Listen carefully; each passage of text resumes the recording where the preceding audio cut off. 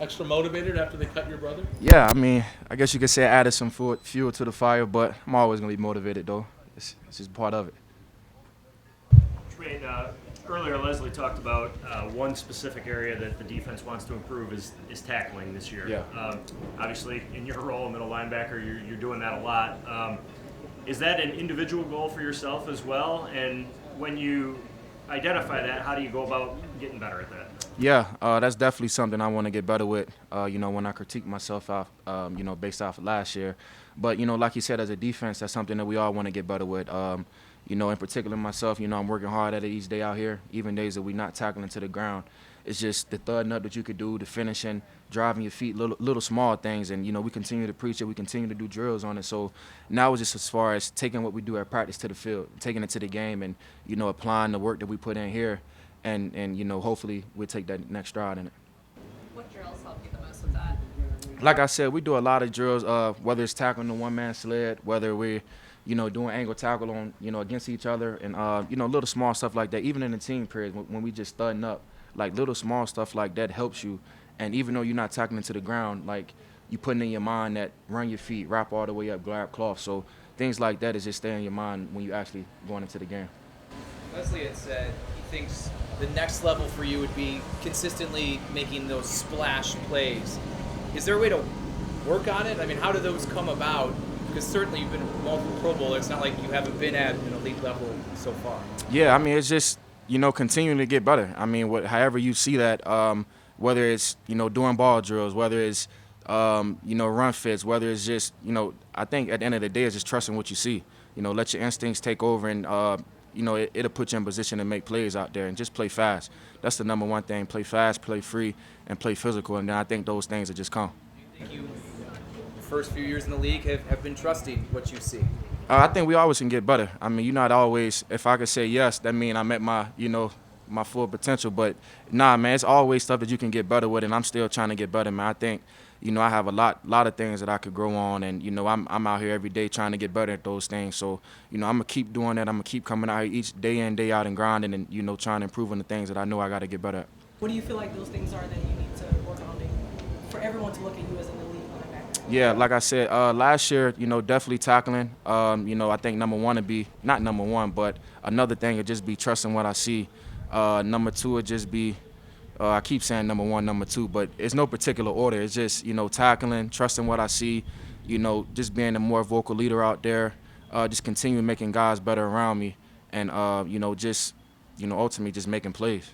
Not to put a negative thought in your head, but is it harder to trust what you see this week against a team with a lot of new starters and a new offense? Yeah, I think anytime you get a team with, new coaching staff, new starters, new players that haven't put a lot on tape, you kind of got to expect everything. And, you kind of go off the, first couple plays they run and kind of, get a feel for how the game, see how they want to attack you and go from there. But, right now we just, taking the things that we see on film, applying it to our game plan and, trying to make plays off that. Benefit is, do you think there might be to know where this defense is right now in playing an opponent that's got a dynamic dual attack offense and with facing a quarterback like Ben Roethlisberger?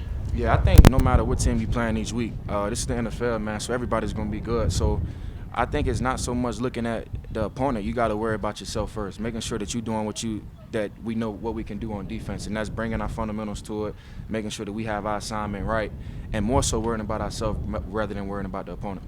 What's been your impression of Andre Smith throughout camp and preseason games? He seemed like a guy that really had a pretty strong summer. Yeah, definitely. I think I talked to somebody about this last interview I did, but we actually trained together, so I know the work that he put in.